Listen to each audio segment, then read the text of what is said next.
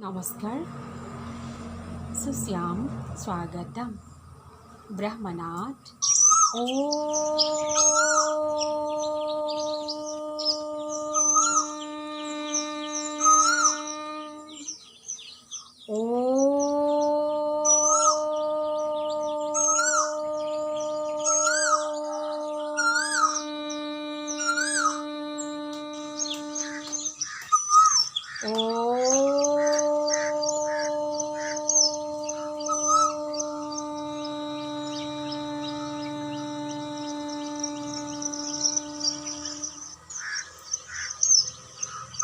স্বাস্থ্য তোমালোকৰ সকলোৱে ভাল নহয়নে? যোৱা কালাংখত আমি ব্যাকৰণ পঢ়িছিলোঁ। পদ কাক বোলে, ই কেই প্ৰকাৰ আৰু কি কি। আমি আজি তোমালোকৰ পাঠ্যপুথি যে ভাৰতী কুঁহিপাতখন মোকোলাই লোৱা, আৰু আজি আমি সতী জয়মতীৰ পাঠটো পঢ়িম। তোমালোকে সতী জয়মতীৰ নাম শুনিছা, গীতো গাইছা নহয়নে? এইগৰাকী নাৰীয়ে দেশৰ মংগলৰ কাৰণে নিজৰ জীৱনক তুচ্ছ জ্ঞান কৰি স্বামীৰ জীৱন ৰক্ষা কৰিবলৈ অসম মাতৃত সতীত্ব তেজেৰে চানেকি থৈ গৈছে। দেখিছানে? বিৰল নাৰী দেখিছানে? গছজোপাত বান্ধি জয়মতী কুঁৱৰীক কেনেদৰে চাওদাংসকলে কথা সুধিছে। যাঠি দেখিছানে কেনেকৈ লৈ আছে, আৰু জুইত কেনেকৈ পানী গৰম কৰি আছে, কেনেধৰণে মাৰিছে, অত্যাচাৰ কৰিছে। স্বামীৰ জীৱনৰ কথা চিন্তা কৰি তেওঁ কেতিয়াও নকলে, নিজৰ জীৱনক তুচ্ছ জ্ঞান কৰি থৈ গ'ল। পৃথিৱীত বিৰল নাৰী এগৰাকী, বুজিছানে? আমি গৌৰৱ অনুভৱ কৰিব পাৰোঁ সতী জয়মতীৰ কাৰণে। বাৰু পাঠত কি আছে পঢ়ি যাওঁ, প্ৰত্যেকে আঙুলি ধৰি যাবা। বিশাল ভাৰতৰ ইতিহাসত বহুতো আত্মত্যাগৰ কাহিনী পোৱা যায়। তাৰ ভিতৰত আহোমসকলৰ দিনত জয়মতী কুঁৱৰীৰ আত্মত্যাগৰ কাহিনী অন্যতম, সঁচাই অন্যতম।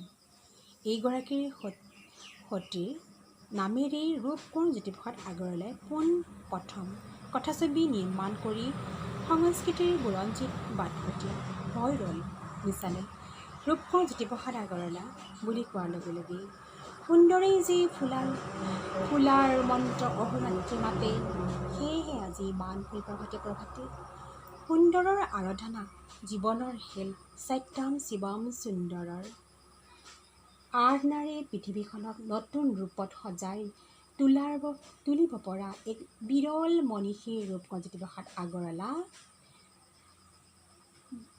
জ্যোতিৰ জেউতিৰে অসম মাতৃক উজ্বলাই তোলাৰ বাৰে ৰহণীয়া সাহিত্য সংস্কৃতিৰ মেটমৰা কৰি থৈ গ'ল। ৰূপকোঁৱৰ জ্যোতিপ্ৰসাদ আগৰৱালাৰ প্ৰতিভা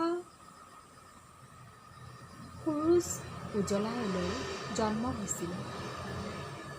তেওঁ আছিলে একেধাৰে গীতিকাৰ, সুৰকাৰ, নাট্যকাৰ, কবি, স্থাপত্যবিদ, নৃত্যবিদ, চিত্ৰকলাৰ নিৰ্মাতাৰ উপৰিও বিপ্লৱী বীৰৰ জ্বলন্ত প্ৰতীক, বুজিছানে? তেখেতৰ কথা নকৈ পাঠটো পঢ়ালেও ক'বই লাগিব। 1903 চনত 17 জুনত ডিব্ৰুগড়ৰ মাদাৰীহাট মৌজাৰ তামোলপুৰত চাহ বাগিচাত জ্যোতিপ্ৰসাদ আগৰৱালাৰ জন্ম হৈছিলে।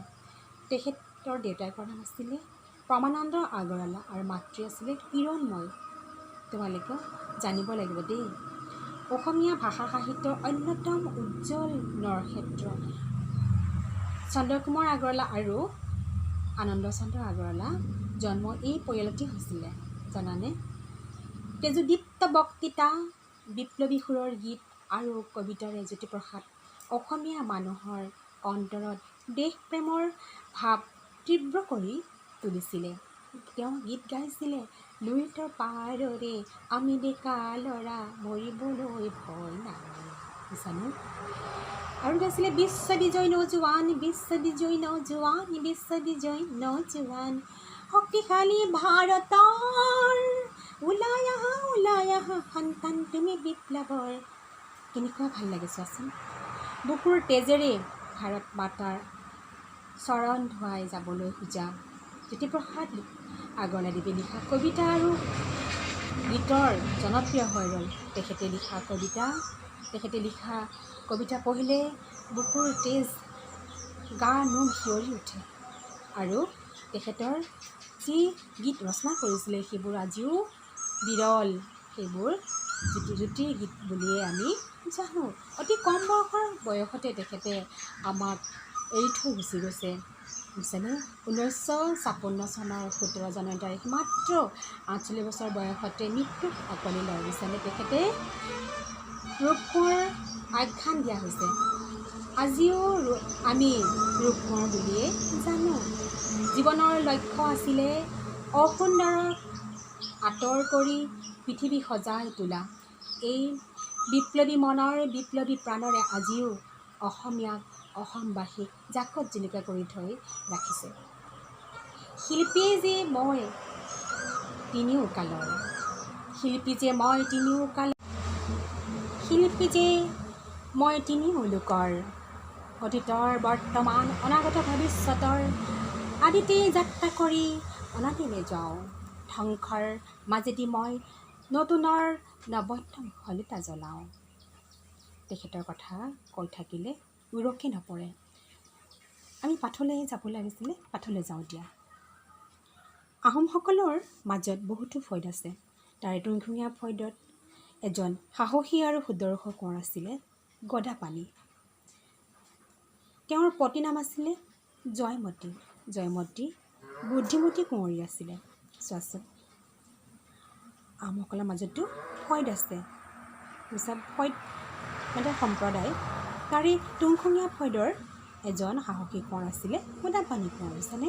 তেখেতৰ পত্নীৰ নাম আছিলে জয়মতী কুঁৱৰী। আৰু জয়মতী কাৰ জীয়ৰী আছিলে? লাইঠেপেনা বুঢ়াগোহাঁই বুজিছেনে। আৰু তেওঁৰ দুটা সন্তান আছিলে লাই আৰু লেছাই। বাৰু আমি সেইবোৰ পিছত পাম। এতিয়া পাঠলৈ যাওঁ।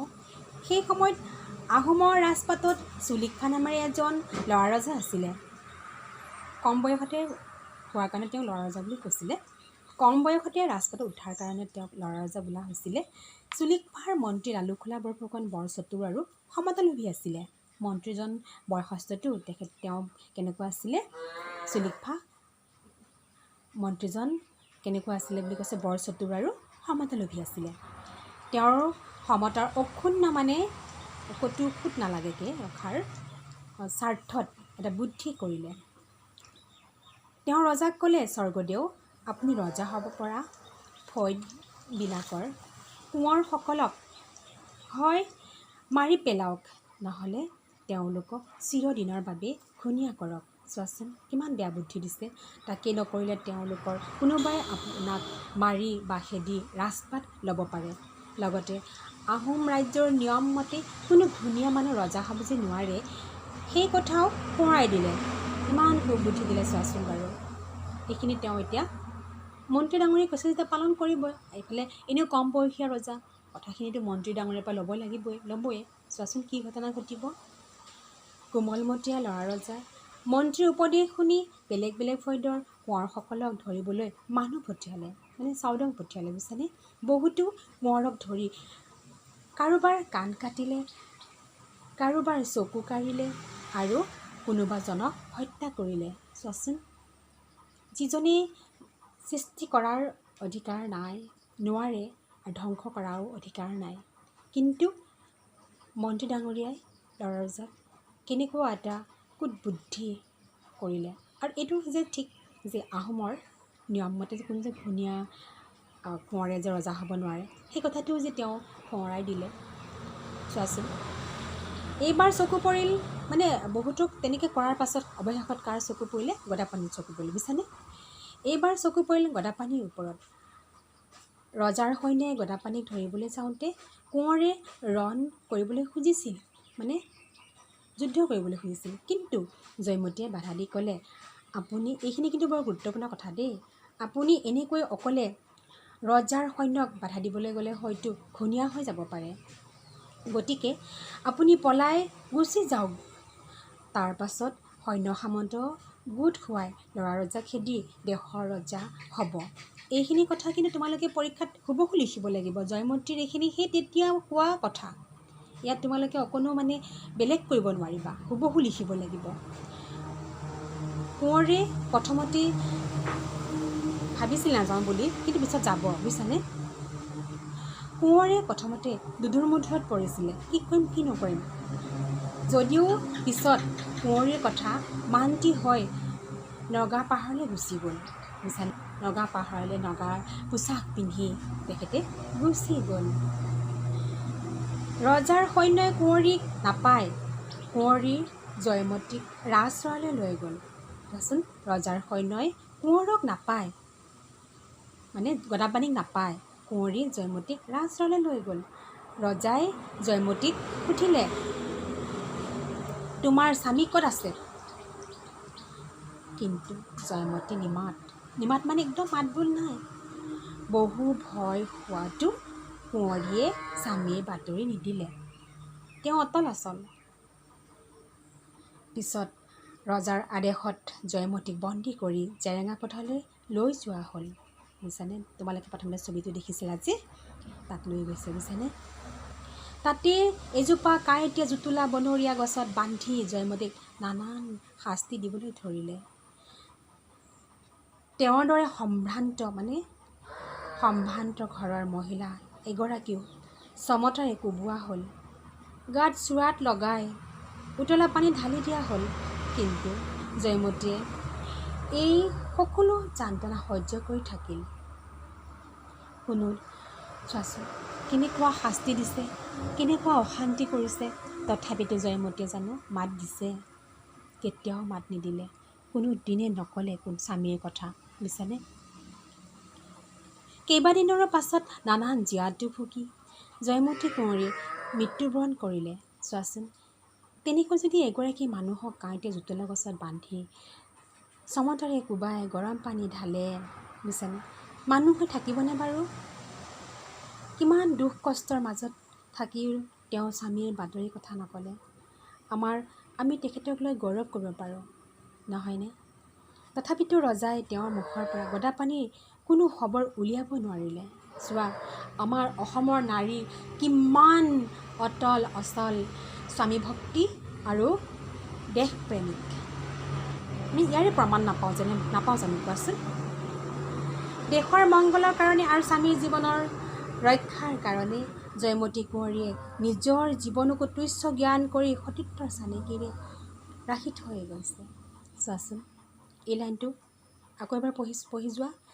দেশৰ মংগলৰ কাৰণে আৰু স্বামীৰ জীৱন ৰক্ষাৰ কাৰণে জয়মতী কোঁৱৰীয়ে নিজৰ জীৱনকো তুচ্ছ জ্ঞান কৰি সতীত্বৰ চানেকি ৰাখি থৈ গৈছে। নাই জানো কোৱাচোন বাৰু? আজি আমি সেই তাহানি হৈ যোৱা ঘটনা আজি আমি পঢ়িবলৈ পাইছোঁ। আজি আমি তেওঁৰ গীত গাইছোঁ, জয়া নাই গীতটো আমি গাইছোঁ, বুজিছানে? জয়মতীৰ আত্মত্যাগ বিফলে নগ'ল। তেওঁৰ মহান উদ্দেশ্য আছিলে সত্যম শিৱম সুন্দৰে তেওঁক সহায় কৰিছিলে।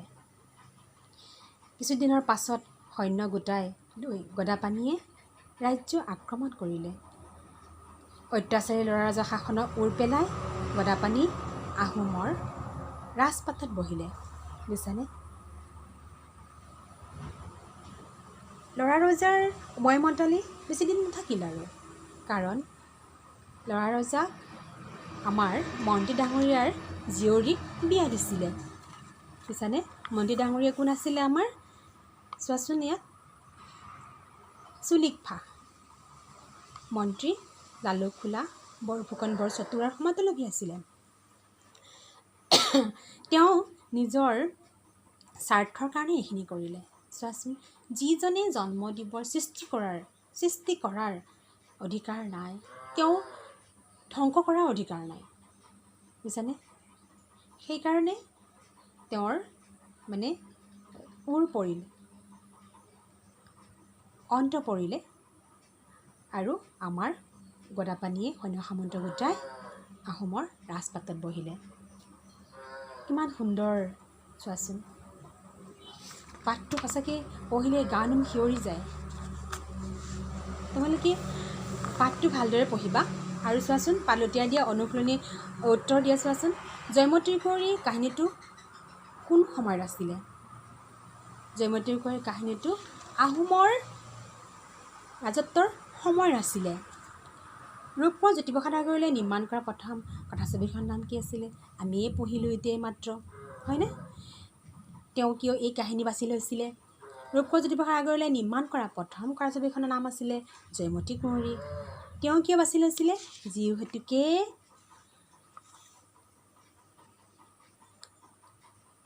বিশাল ভাৰতৰ ইতিহাসত বহুতো আত্মত্যাগৰ কাহিনী পোৱা যায়, তাৰ ভিতৰত জয়মতী কুঁৱৰীৰ কাহিনীটো অন্যতম আছিলে। সেইবাবে ৰূপকোঁৱৰ জ্যোতিপ্ৰসাদ আগৰৱালাই বাছি লৈছিলে। এতিয়া গড়টো চোৱা, ৰাজপদৰ কোঁৱৰসকলক কিয় ঘূণীয়া কৰা হৈছিলে? কিয় ঘূণীয়া কৰিছিলে? যিহেতুকে আহোমৰ ৰাজত্বৰ কালত এটা নিয়ম আছিলে যে কোনো ঘূণীয়া ৰাজকুঁৱৰে মানে ৰজা হ'ব নোৱাৰে। আৰু আমাৰ এই যে মন্ত্ৰী ডাঙৰীয়াই মানে তেওঁৰ ক্ষমতা অক্ষুণ্ণ ৰখাৰ স্বাৰ্থত ৰজা হ'ব পৰা কোঁৱৰসকলক ধৰি আনি কি কৰিছিলে? কোনোবাজনক কাণ কাটিলে, কোনোবাজনক চকু কৰালে, কোনোবাজনক হত্যা কৰিলে তেনেকৈ ঘূণীয়া কৰিছিলে, বুজিছানে? ৰজা হ'ব যাতে নোৱাৰে, ল'ৰা ৰজাই যাতে ৰজা হৈ থাকে সেইবাবে ঘূণীয়া কৰিছিলে। গদাপাণি কোন পদৰ কোঁৱৰ আছিলে? গদাপাণি তুংখুঙীয়া পদৰ কোঁৱৰ আছিলে। তেওঁক পত্নীয়ে কিয় পলাই যাব দিছিলে?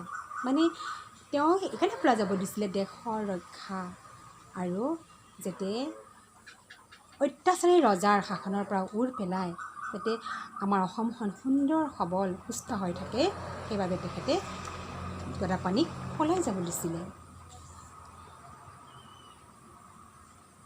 এতিয়া চোৱা, তুংখুঙীয়া ফৈদৰ গদাপাণিৰ পত্নীৰ নাম কি আছিলে? তুংখুঙীয়া ফৈদৰ গদাপাণিৰ পত্নীৰ নাম আছিলে সতী জয়মতী। তেওঁ কেনেদৰে শাস্তি দিয়া হৈছিলে? তেওঁ জেৰেঙা পথাৰত নি কাঁইটীয়া জোতলা গছত বান্ধি চমতাৰে কোবাইছিলে, উতলা পানী ঢালি দিছিলে, কেইবাদিনো তেনেকৈ অত্যাচাৰ কৰাৰ পাছত মৃত্যুবৰণ কৰিবলগীয়া হ'ল। সতীত্বৰ তেজেৰে কিহৰ চানেকি থৈ গৈছে? এইটো তোমালোকে আন্দোলন কৰিছিলা নহয়, দেশৰ মংগলৰ কাৰণে আৰু স্বামীৰ জীৱনক ৰক্ষা কৰাৰ কাৰণে সতী জয়মতী নিজৰ জীৱনক উদ্দেশ্য জ্ঞান কৰি সতীত্বৰ চানেকি থৈ গৈছে। এইটো তোমালোকে লিখি দিব লাগিব। এই কথাও সোঁৱৰাই দিলে কোনে? কাক? কি কথা সোঁৱৰাই দিছিলে? কোনে? ল'ৰা ৰজাৰ মন্ত্ৰী লালুকখালা বৰফুকনে